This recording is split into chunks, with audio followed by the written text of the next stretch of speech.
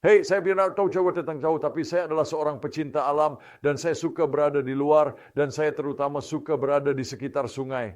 Jadi saya ingin memberitahu Anda tentang sebuah sungai yang mengalir dari takhta Tuhan dan itu indah. Jadi mari kita langsung ke renungan kita sekarang.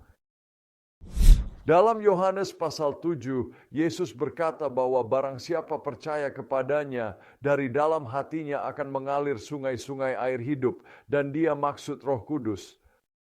Dan ketika kita mengenal Kristus, ada sungai yang mengalir di hati kita. Sekarang, dari mana asal sungai ini?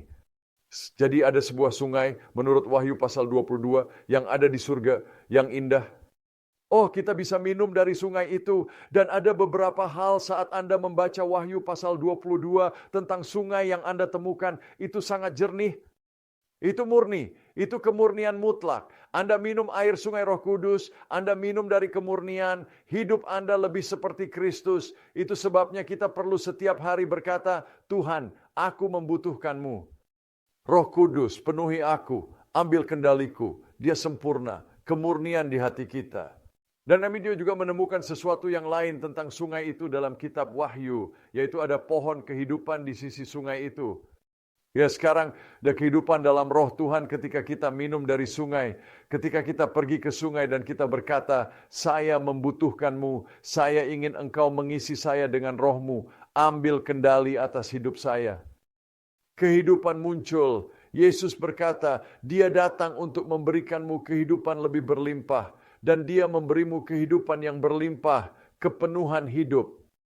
Tapi ada hal lain tentang sungai ini. Pohon-pohon ada di sana. Pohon kehidupan ada di sana. Itu berbuah. Dan kita menjadi berbuah dalam hidup kita. Cinta mulai mengalir. Sukacita mulai mengalir.